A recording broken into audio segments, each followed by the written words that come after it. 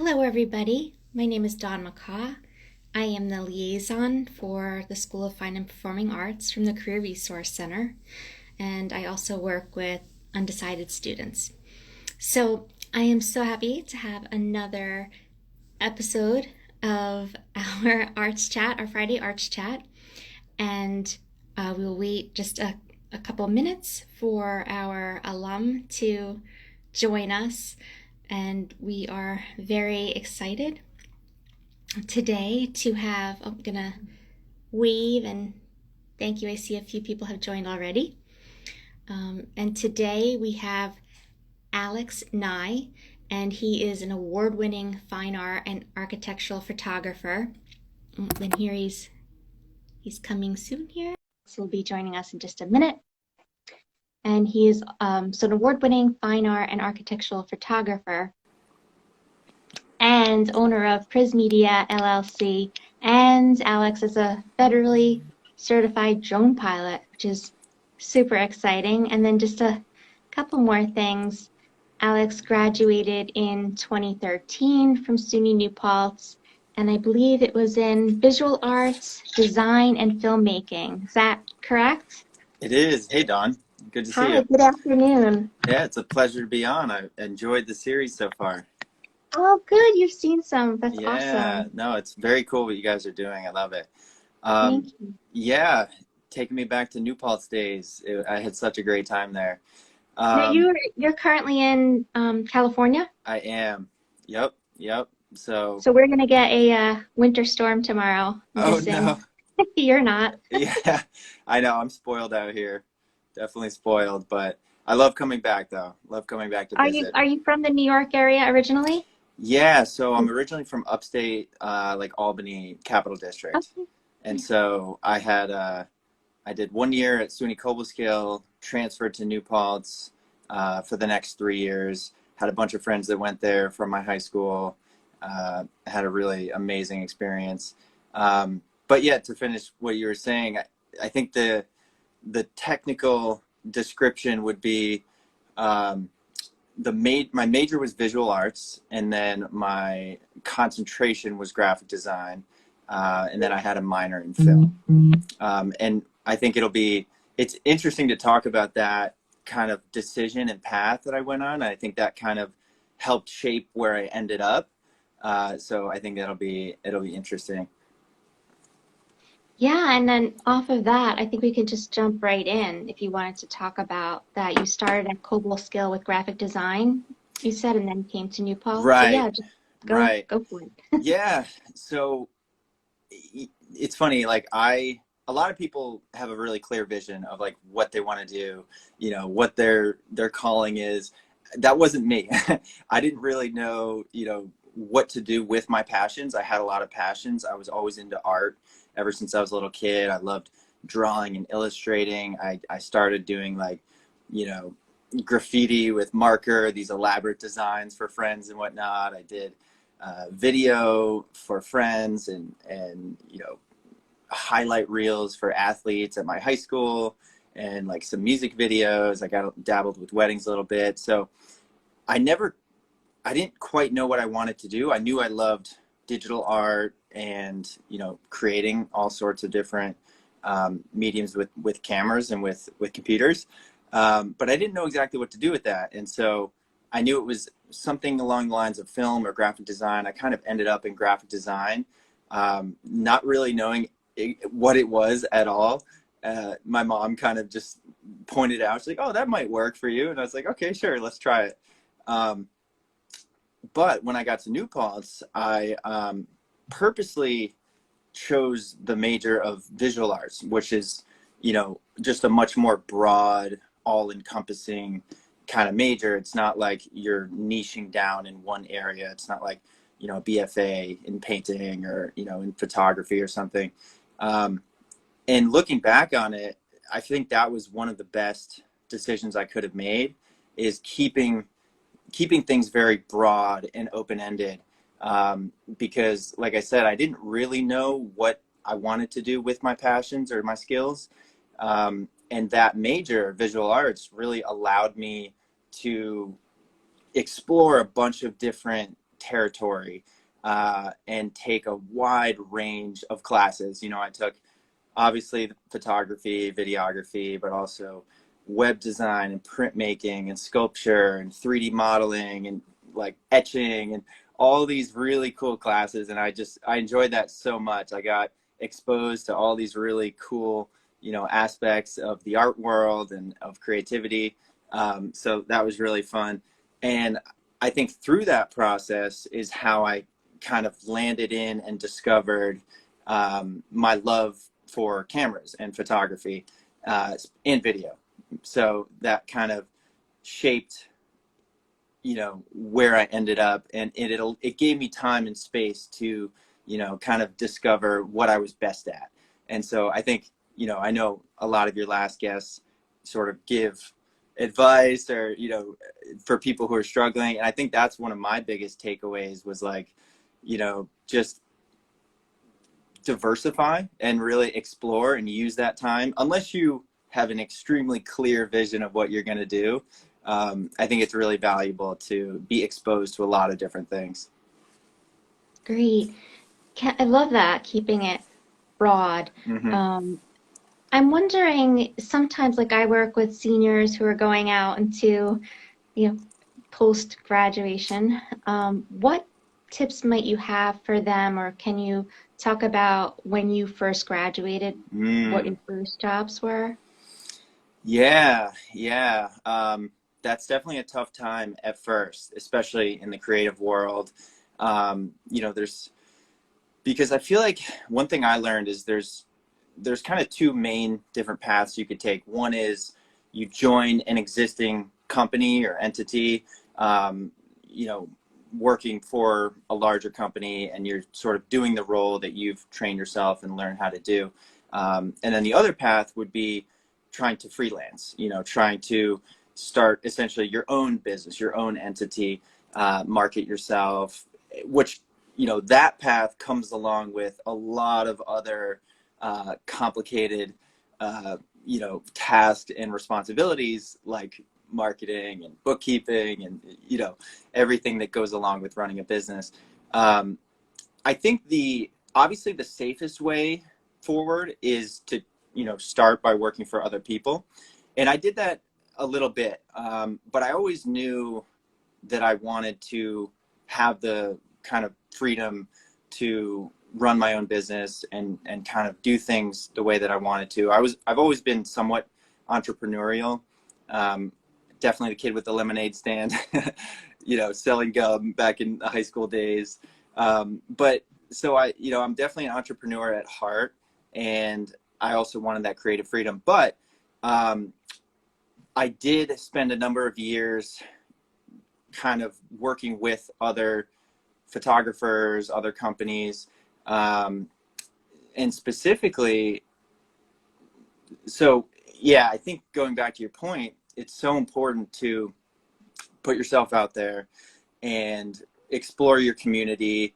And I also wasn't the most outgoing person, you know, growing up. I was a little shy. So it's definitely hard. And I can relate to that, you know, putting yourself out there. But, you know, you kind of have to step out of that comfort zone, you know, go to group meetups, meet up with people who have similar interests, and just sending cold emails. Like I've reached out to a lot of different photographers who were well established in my region. So for me, it was Santa Barbara. That's where I first started my career. And I reached out to a bunch of really well established, successful photographers and basically just asked to intern slash assist. And so I did a few internships. Shout out to Patricia Clark. She was a great help of mine. Also, a guy named Ciro, really well established architectural photographer. And that was sort of after I realized, after I had a more clear vision of what I wanted to do, then I found people who were doing exactly what I wanted to do and, you know, said, hey, can I, you know, work for you in some way?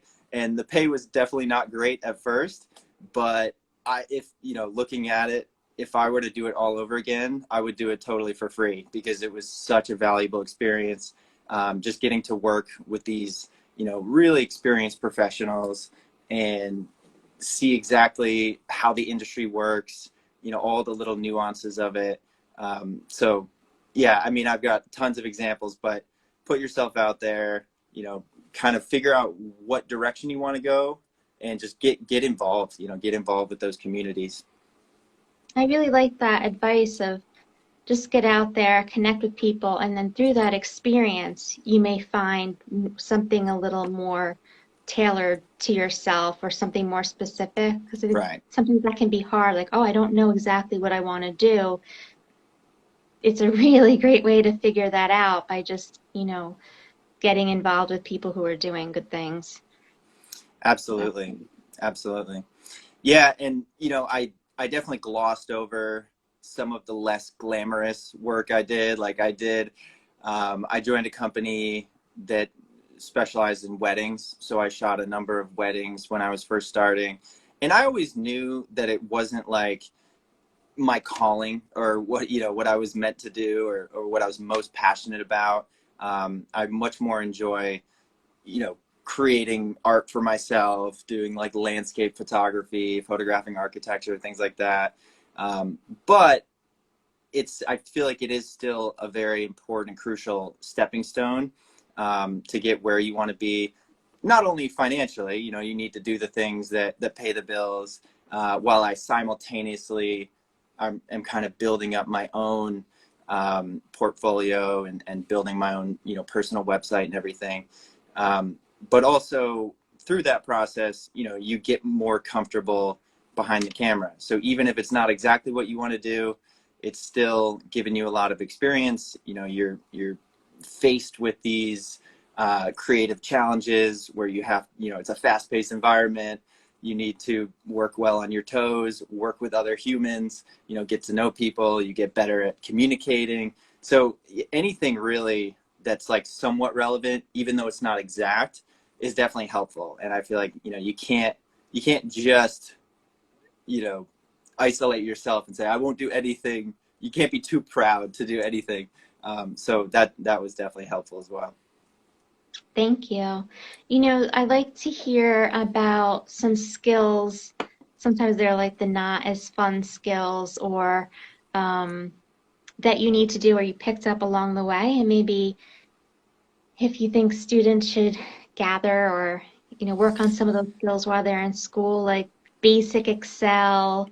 I think sometimes people think, well, if I'm doing something in art or creative, Hmm. I won't need some of the other skills, but then it's Right. like, oh, everybody does everything in a Yeah. business. Yes, that is super important. And I had thought about that, anticipating this interview, thinking about what types of things to tell students about.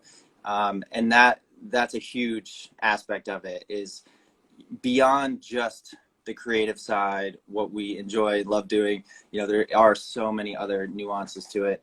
Um, and not to pick on New Paltz, because I feel like this is sort of a trait of all creative schools. I've talked to a lot of other photographers who went to art school, film school, and it seems to be a common theme that,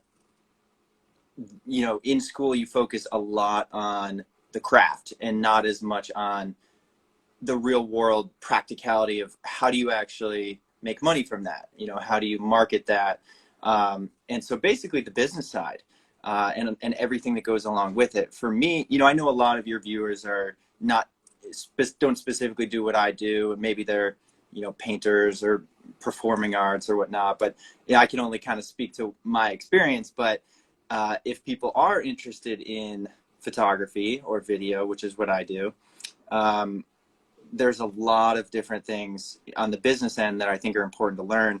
Um, no, I think just knowing the value in it, in what we do, what I do as a digital artist, in today's day and age, it's 2022. Visual media, video, photography, I feel like is so valuable, and really knowing and appreciating how valuable it is. And the way I like to think of it is that like photos are really a currency. My photography is like my currency, and I'm trading and exchanging that for value in different ways. And so understanding copyright and licensing, I think is huge. And I think that's, hey, I just saw Sienna say, hey, she's the one that recommended this. Yes, Um, hello. uh, Good to see everybody tuned in here. Um, yeah, those two things. I mean, there's a lot of like subcategories, but those took me a long time to kind of wrap my head around, like understanding what licensing really means. And especially in my industry, I primarily, among other things, one of my big, um, you know, types of work that I do is architectural photography, and which is basically commercial photography, but like a more specific niche, shooting for like architecture firms, construction companies, things like that. Um, and it's really important to understand, how licensing works, because, and, over the years you get requests as you're starting your career. You start to put your work out on the internet, and slowly but surely you start to get requests for it. People will find it on Google, on social media, and they'll want to use it. Maybe it's a business. Most of the cases it would be, and you get so excited that somebody wants to use your work, and you're like, oh, this is awesome. This is such a great opportunity. This is like resume building. I could put this on my website that so-and-so company used it. And you kind of get excited, and you end up jumping the gun. And I made this mistake many times of like not truly understanding what the value is for your work. And kind of essentially shortchanging yourself, undervaluing what you end up giving it to them for. Like at worst, maybe someone gives it away for free, which, definitely don't do that. Or you're just undercharging, under asking what it's worth. And so obviously people can DM me if they want like specific recommendations of like where to learn more about stuff like that. So I don't want to get too in the weeds.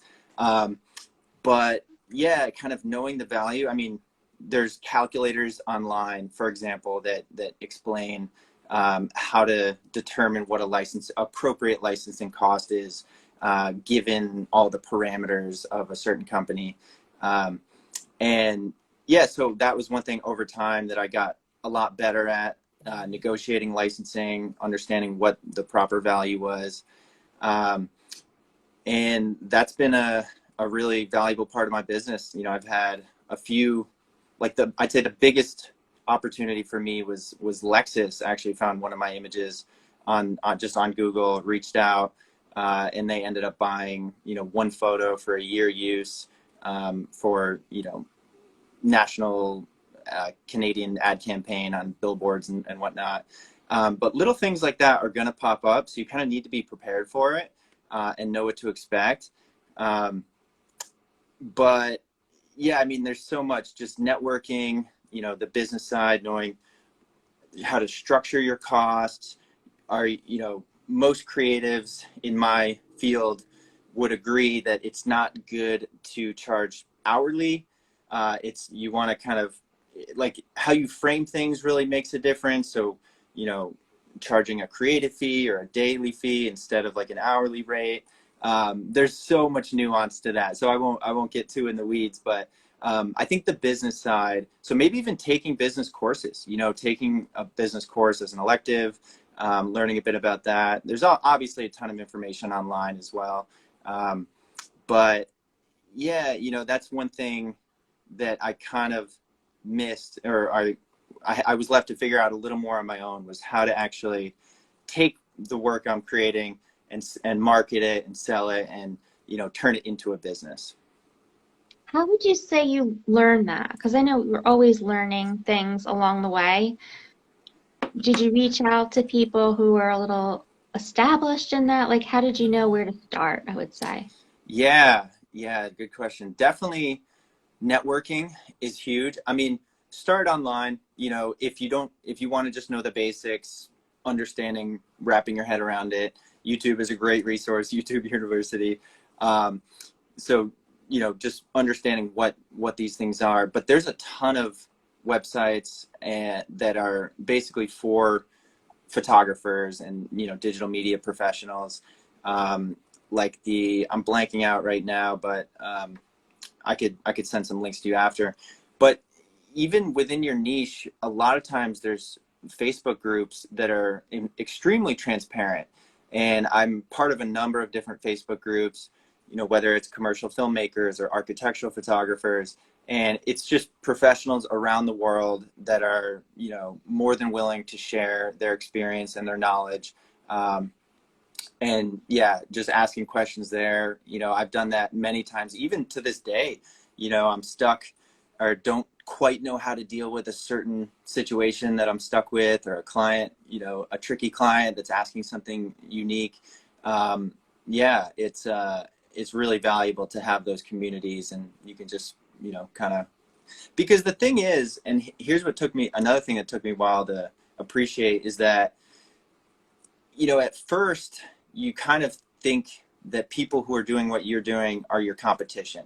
And that's natural. You want to be careful, like what you tell them or what you ask them. But the more I've been involved, the more I learned that, like, that's not really the way most professionals see it. And the reason is, well, for one, I believe in my industry, there is more than enough work to go around. There's like so much need and demand for good imagery, good videos these days. So I'm really not concerned about, there not being enough demand for what we do.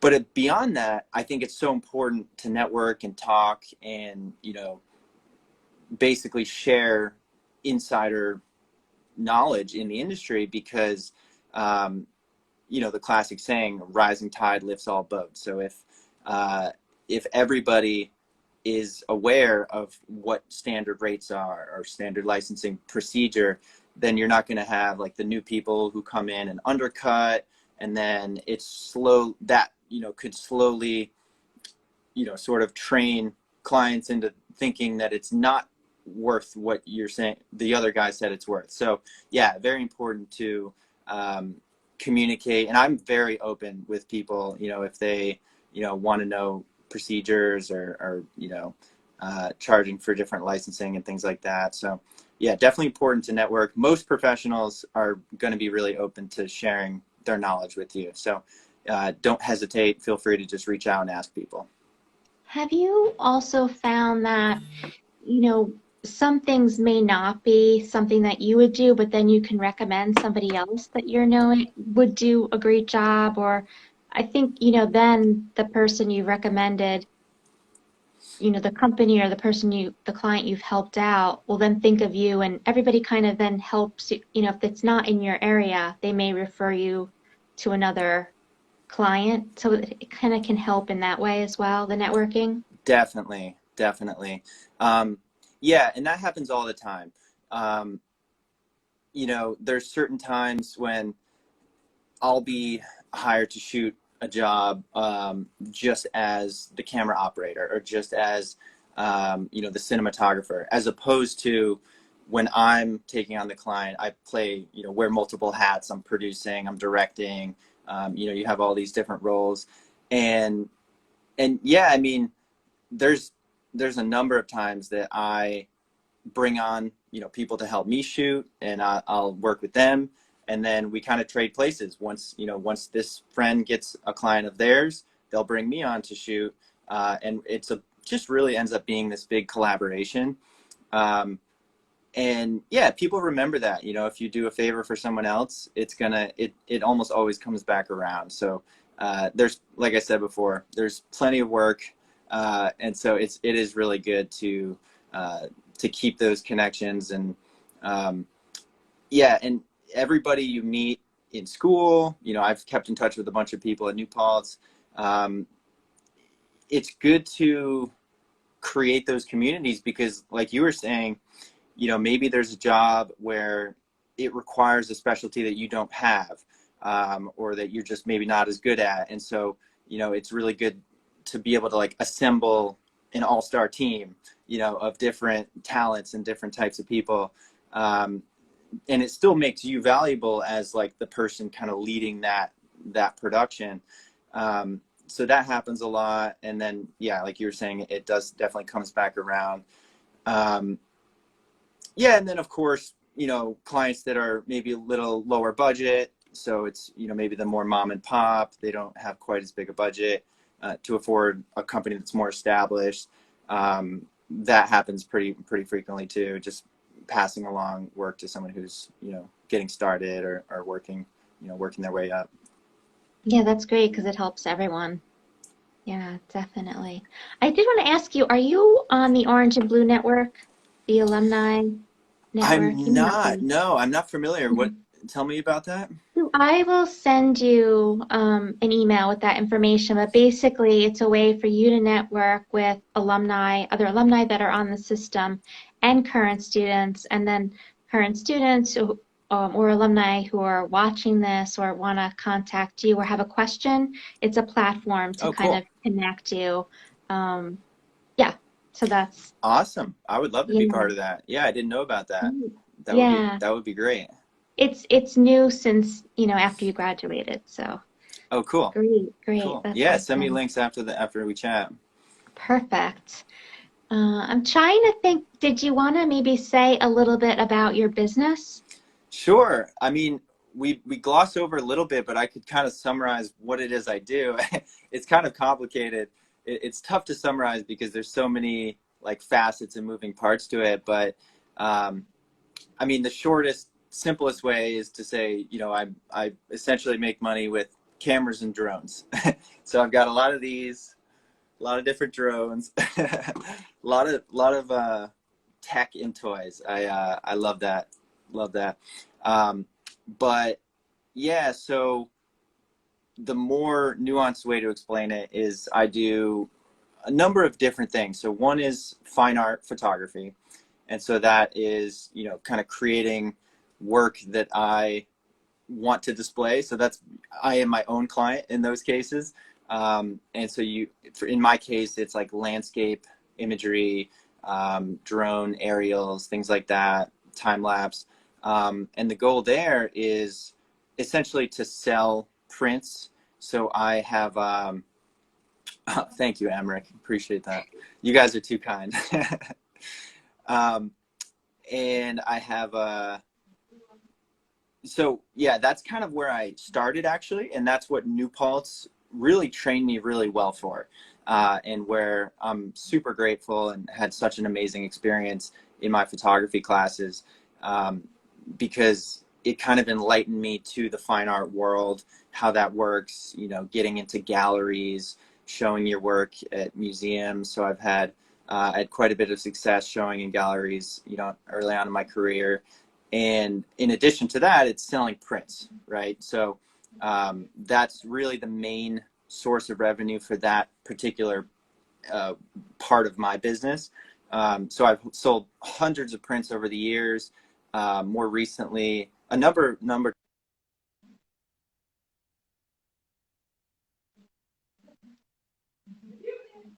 Sorry. I had I've got a time limit for myself on Instagram, so it just went off. It just cut me off. So I just ignored it for the day. Um, these apps can be addicting. Um, and yeah, so, oh, hold on. I just want to make sure. I'm not going to, there we go.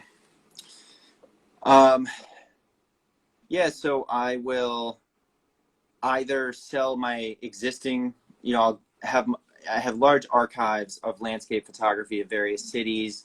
So, Albany, the city that I started my career and where I'm from, have extensive work from there. Santa Barbara, San Diego, the various cities.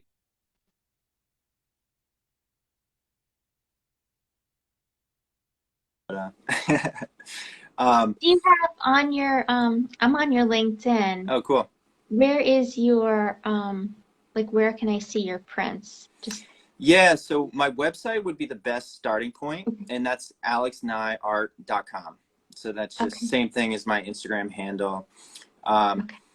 and yeah, so the website's a mixture. You'll kind of see the dynamic that I'm explaining right now. It's the fine art is like the landscapes, the cityscapes, the aerials, and then the commercial work is basically when I'm hired to create imagery for a specific purpose. So instead of creating something that I like and then hoping someone buys it. Instead, I'm commissioned to create new imagery for a specific purpose. And specifically, like I said before, I'm mostly in the architectural field. And so, after a large 5-year construction period, the architects and construction companies sort of want to show off their project. They want to show off this big, beautiful building. And so that's sort of where I come in once the building is complete, but before it gets trashed by the new tenants. That's sort of, there's this window where they have a professional photographer come in, photograph the project, and create a small number of like really well-crafted images. And so that's where, this is something I want to talk about too, when I was first thinking about, what to share with other students and whatnot, is that I think it's important to know how and when to pivot a little bit.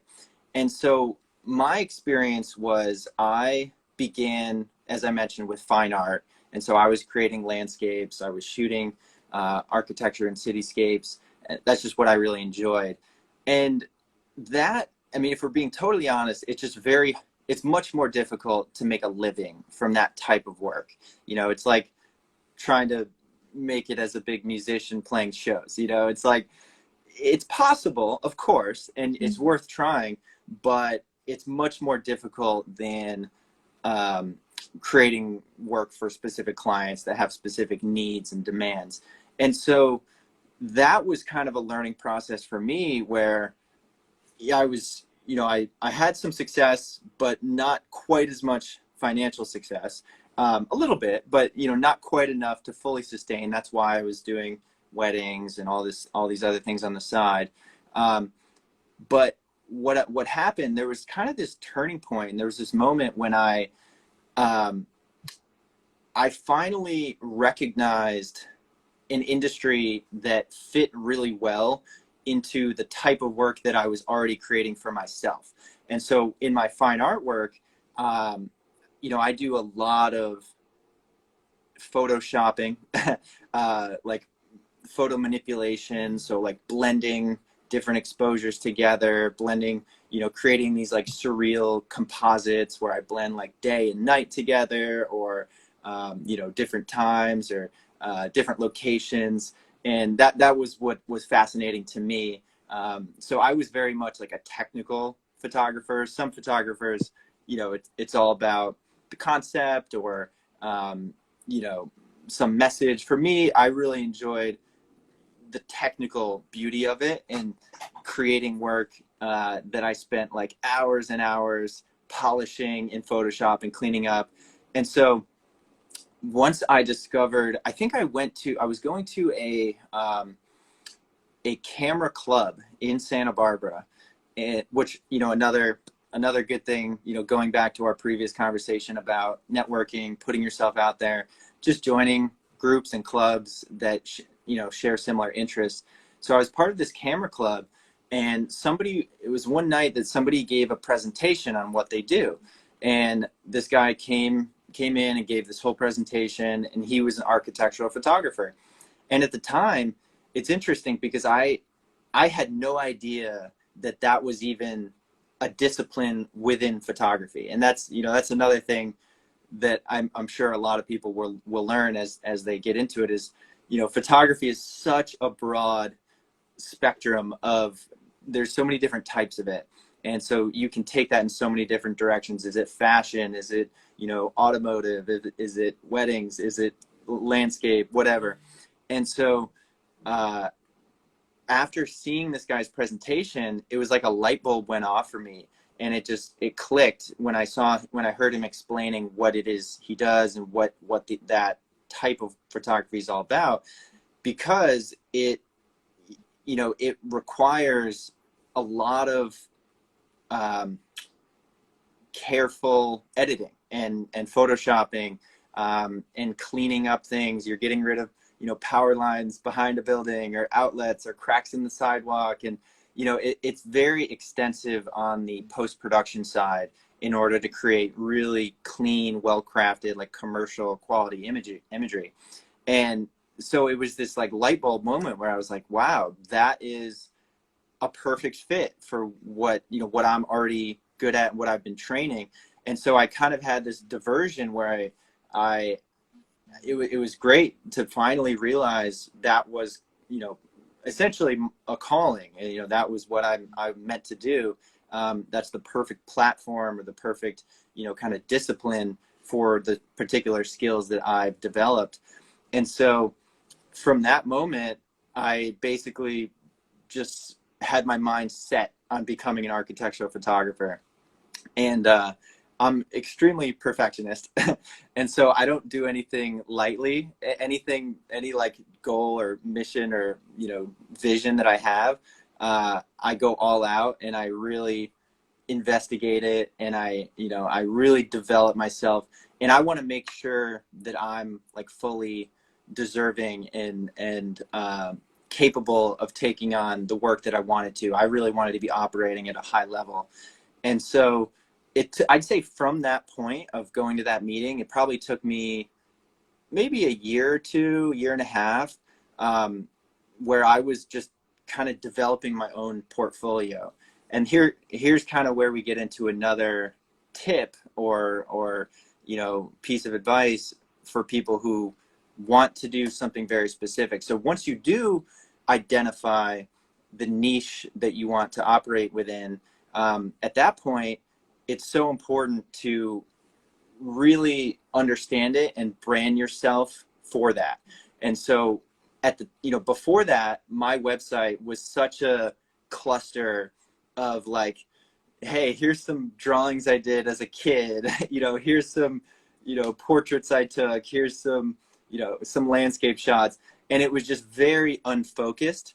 And that's fine when you're starting, but definitely avoid that as you grow and as you're trying to put yourself out there and market yourself for one thing. I'm definitely an advocate of being a jack of multiple trades. Like, I love having multiple skills, and even offering the different things to clients. But I think it's important to kind of separate those things on your branding side, on your marketing.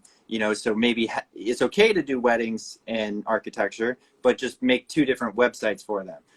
Have two completely different names and brands. And so the wedding clients go to one site and that's all they see. And then the architecture clients go to the other side and that's all they see. So that was, a year or two process of kind of rebranding myself, rebranding my website. Your website's amazing. Oh, thank you so much. I appreciate it. Well, that was another class at New Paltz I took, actually, was web design. And so that was an opportunity to make my own website. And I learned, my teacher helped me out a lot with that. So another reason why, going back to keeping my major very broad and open-ended is that I was able to kind of dabble in all these different areas and learn these different skills. Yeah, and so arguably my website is still a little too unfocused. Like, I could probably distribute it a little more, but it's always a work in progress. But yeah, so once you identify the thing you really want to do, you want to show potential clients that you're very focused and that you take that thing very seriously. And even if you have not been hired for it, you want to make it look like you have. And so that was another thing that I learned as well, is like, I would go into, and whatever your goal is, whatever your niche or industry that you're trying to target, obviously it's going to change. For me, it was architecture. So what I would do is just explore public spaces and buildings. So I would go around Albany, photographing architecture. I would just walk into hotel lobbies that looked really nice and shoot like a hotel lobby until I got kicked out. And you're probably gonna make some people upset, but you get a couple shots and you slowly build up a portfolio. And so I just kind of worked on myself, worked on a building a portfolio that I thought was like worthy of sharing and showing and beginning to market myself. So I'd say it took from that point where I realized what I wanted to do to when I was actually like putting myself out there, sending emails, trying to get hired. That was a long time. And so it was like I said, it was like a year or two. And so, definitely you don't want to jump the gun too much. Like you want to make sure when like first impressions are obviously very important. When a client lands on your page, you want to be well branded and for them to understand what you do. Um, and so, yeah, I spent a lot of time building my portfolio, just creating work that I thought was worthy of showing off. And then once I had that, I put it together in like a really nice physical printed marketing book. Spent probably more than I should have on it at the time, and sent those books out to a few local architects and construction companies in my local city in Santa Barbara. And it's funny, so here's like another anecdote, but another just little kind of tip as we go is to not take things too personally and not get discouraged by failure. Because so just going to this book example, I printed, I think 10 or 12 of these books. I spent like $50 on each one. So at the time, it was this huge investment for me. I sent them all out, 10 books, 12 books or so. And I'd say like 9 out of 10 of them did absolutely nothing. I got like no responses. I may have got like a couple of meetings, but that didn't really lead anywhere. And it would have been so easy to get discouraged and think, oh, this is a waste of money. Oh, maybe I'm not cut out for this, whatever. But really all it takes is that one time to work. So that one book that did work, that essentially launched my career. And so that got me a really large client. And, this was a few months later. I'd been doing it for a while. Got me one really big client. And then that kind of snowballed in different directions and led to a number of other opportunities and kind of connected me with a bunch of other clients. And so it's just so funny to look back on that, only 1 out of 10 of these books really did anything at the time. And then, but it worked. That's all I needed. All I I needed. mean, 10% is a really good Right. yield, really. Exactly. Right? Exactly. But yeah, we don't think of it that way Right. sometimes. Right. Yeah, we can be Mhm. very hard on ourselves. I was Um, just thinking that you probably get to do a lot of traveling. I do a lot of Mhm. traveling, and that's part of what I love about my job is, um, you know, getting the opportunity to switch things up and not be kind of stuck in the same type of work. Or I love to be challenged, and I love to kind of change the pace of what I'm doing. And it gives me an excuse to see, these random little pockets of California that I otherwise wouldn't have even known Mhm. exist. So the driving is obviously not the most exciting part. Sometimes I'll have, like just yesterday actually, I just got back from driving up to like near Fresno, which is like 5 hours north of San Diego. And so that was a 1 day shoot that I drove 10 hours back and forth for. But that's just part of the job, and it was an interesting experience. I was on a naval base, like photographing a F-35 hangar structure for a construction company. So yeah, that's a really interesting aspect of what I do as well. Mostly it's in California, anywhere from San Diego to the Bay Area. But I've done a little bit out of state as well. I've gone to Arizona. I had one client that sent me to, a couple rounds around the East Coast, Boston, Chicago. So yeah, it's a really good gig. I Go to really enjoy it. Barcelona. Oh, Barcelona? Yeah, That it's would be amazing. Antonio Gaudí, all of I his work. know, I know. That's definitely on my bucket list. I love Gaudi's work, and yeah, I'm amazed that I haven't made my way over there yet. That's definitely got to happen. Awesome. You've been Barcelona there? would be so, yeah. That's I amazing. was there and I was like, okay, I could live here. I know. It's kind of expensive. Yeah, that's a big one on my Plus, bucket when you list. go on vacation, though, it's different than when you're working Of because every course. place you go is just this amazing place. And then Right. you're like, oh, there's people who live here who work here. Yeah. Like, it's not a Right. vacation Yeah, for exactly. everybody. Right. Yeah. So I just want to thank you for taking the time and sharing your expertise. And I'm going to spend a little more time on your website. It's one of the best parts of my job, these Well, arts thank you, chats. Don. So I thank appreciate you. it. And I'm going to send you the Orange and Blue network Yes. information. Awesome. And that Awesome. would be a good way for students to connect with you. Please do. Please All do. right. Yeah, and I don't know, if you post this after, if that or whatever, I'm like I said before, I'm an open book. I'm happy to chat with anybody if they've got questions. All my socials are connected on my website, so if anybody Okay, wants to great. reach out, feel free. All right. Thank you so much. Have a great weekend. Thank you, I'm Don. going to Have a post great it. one. You too. Bye. Bye bye.